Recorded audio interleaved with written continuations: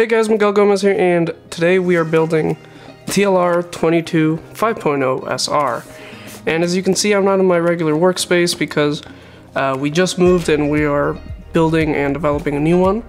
So thank you for your patience with the videos. I know I've been trying to keep them up, but sometimes it's difficult with a move and all. Anyways, let's just dive right into it.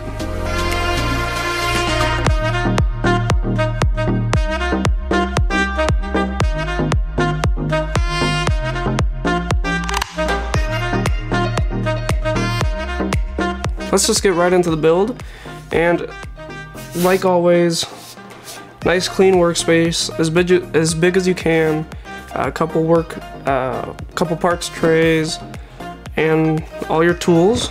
Let's just get right into it.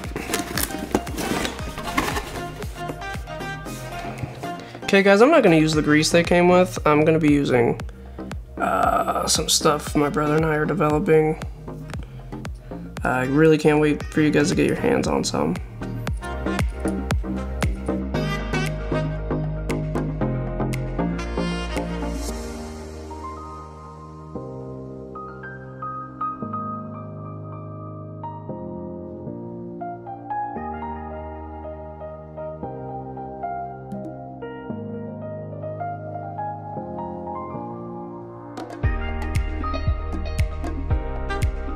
Okay guys, so I assembled the diff. Feels nice. We'll have to break it in and find out. It's really light. It only weighs about 19 grams on my scale, so that's without the outdrive rings. But I'm not too worried anymore about, because the engagement between the plastic and the aluminum discs is actually really nice, and I really like how thin that is. That's definitely a spec stuff.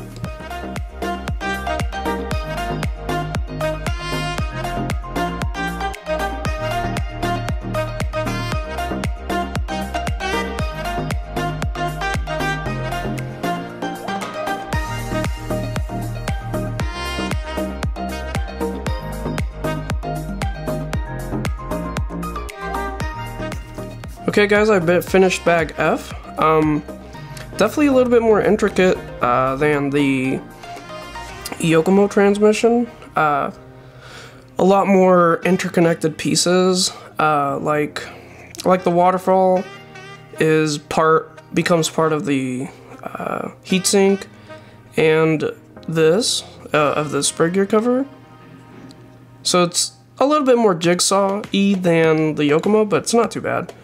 I also do like the pill inserts, or the inserts for the idler gear and the spur. Definitely unique to me, but it seems like they just want to give you all the adjustability possible. Apart from that, definitely you're gonna want to use some grease on the threads to start them, because this plastic is very hard. Let's continue to bag G.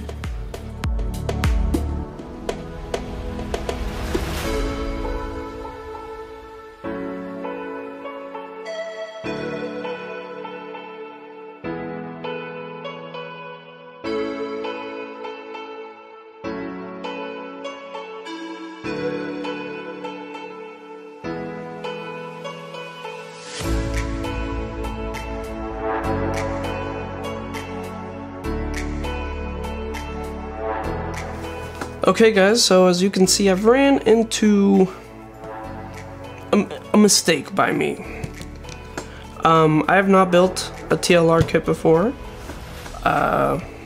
so I didn't know what to expect from the manual, but I did not expect that. I should have realized that it went from A to E on the SR side.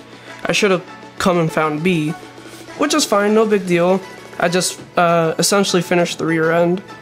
Now I have to do the front end. It's really not a big deal. I just wish they would have put a note before going to E on the SR side saying, hey, go to page 11 and then finish on page whatever and then come back to this page, because I very unknowingly just built the whole rear end when I was supposed to come back and do this. To be honest, I don't think it matters, and it's not really a big deal. It's just a little funny. Yeah, I started getting confused when it was asking for turnbuckles and finished shocks. I'm like, wait a minute. I haven't built that yet. Before we continue to B, I want to talk about the rear end a little bit. It comes together pretty well. I think it's for durability, but the screws, some screws are just way too tight to put in. Like, uncomfortably tight.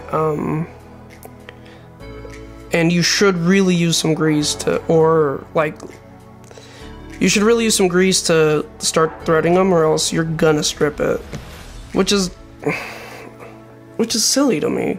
And it's on so many components, not just like the 4 bottom screws, or the 6 bottom screws, which are tremendously difficult to put in. Also, I don't love the tiny screws right here. I feel like they're gonna get damaged.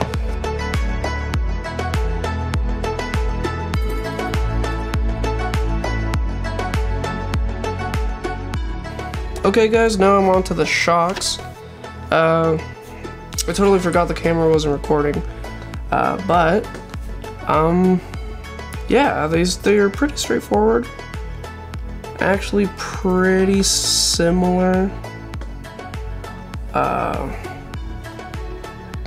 Pretty similar to the Yokomo stuff. A little different. You're definitely going to want to use some shock assembly grease, which they do not include. So definitely get your hands on some of that. But like, super simple to set up. You're definitely going to want to use some shock assembly grease, which they do not include. So definitely get your hands on some of that. But like, super simple to set up. For all the O-rings and all the X-rings, you're definitely going to want to put the silicone grease on that.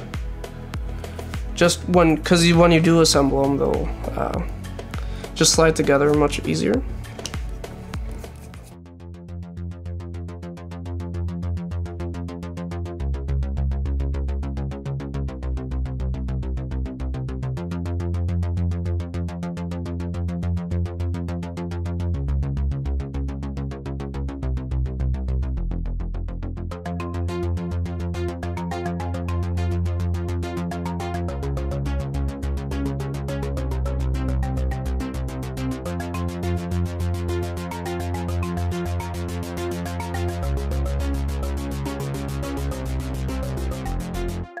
Okay, so I got all the shocks assembled, and let me tell you something.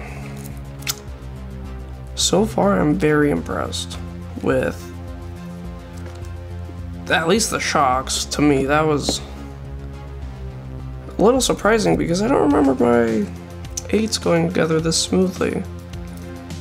Yeah. Alright, now that we got the shocks finished, let's move on to bag D.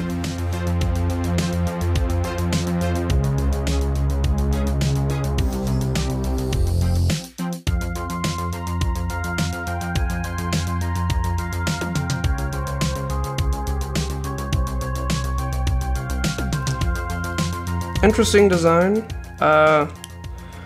Don't love that you have to hold.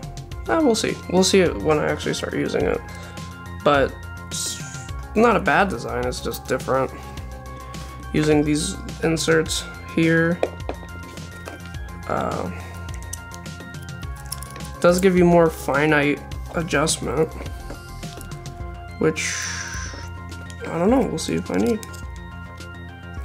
We'll see how the workability is, or working on it is, because it seems like there's a lot of steps to do one thing. So we'll see if that's a good or a bad thing in the near future, if I break anything.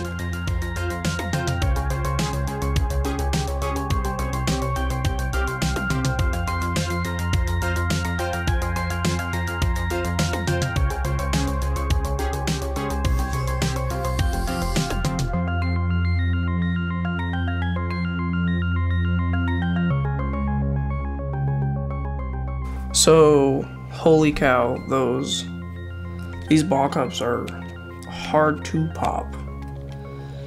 I was only able to put a couple in without scuffing. The rest I had to do it with some pliers, and even then it was pretty freaking difficult.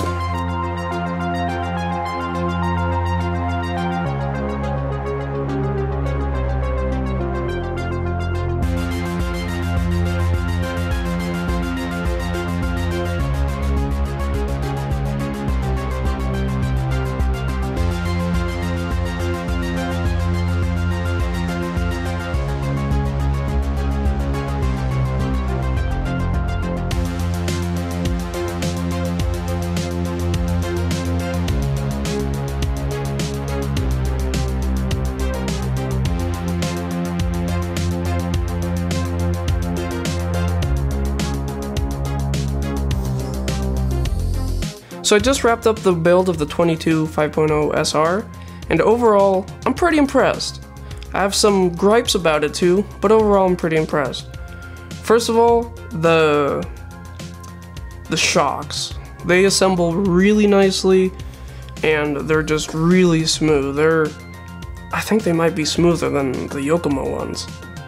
The drivetrain, I really like how that goes together. It's a little bit more of a puzzle piece, but it seems to work pretty okay. And I like the thin cut gears. One of my least favorite parts about the 22 is, I don't want to say the plastics because I don't really know. I don't know about the durability yet, but some of them are so stiff or not quite drilled right. Or I think it's just that they're using extremely stiff materials. You're essentially cutting the thread with your hand, so a lot of the screws, especially for the first time building, it's tiresome, and sometimes you really have to crank down on it hard to get it to go. They suggest using black grease. I've used plastic safe grease, my shock assembly grease, just to be extra safe. But I didn't like how that felt at sometimes. It felt like it felt not made correctly.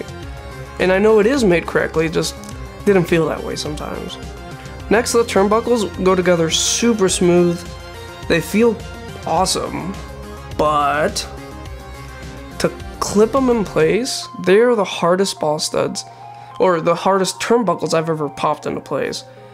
Especially the rear ones, those took a lot of manpower.